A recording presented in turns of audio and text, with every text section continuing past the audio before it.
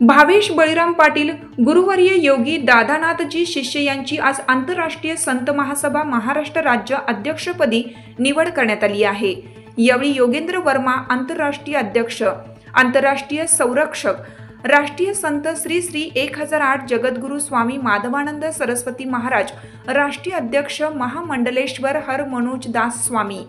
राष्ट्रीय उपाध्यक्ष वैभवराज रौंदळ, गुरुवर्य दादानाथजी, गुरु सुखनाथजी महाराज, महंत योगी शिवनाथजी महाराज, योगी नागनाथजी महाराज, गुरुवर्य बालयोगी ऋषिकेशानंदजी महाराज,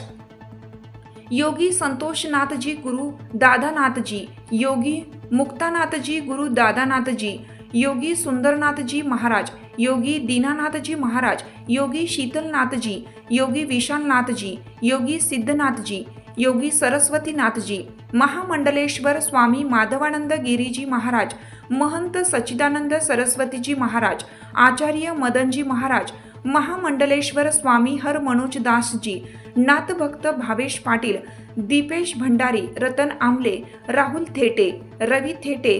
वसंत घायाल, राम आहेर, सुनील शिंदे, अर्जुन बोंबले आदी उपस्थित होते। यावेळी नवनियुक्त महाराष्ट्र राज्याध्यक्ष कुमार भावेश पाटील यांनी सर्व तरुणांना धर्मरक्षा, गोरक्षा, देशरक्षा यासाठी पुढे यावे, सहकार्य करावे। हर हर महादेव, जय श्रीराम, गो माता की जय, भारत माता की जय, जय हिंदू राष्ट्रच्या घोषणा देण्यात आल्या।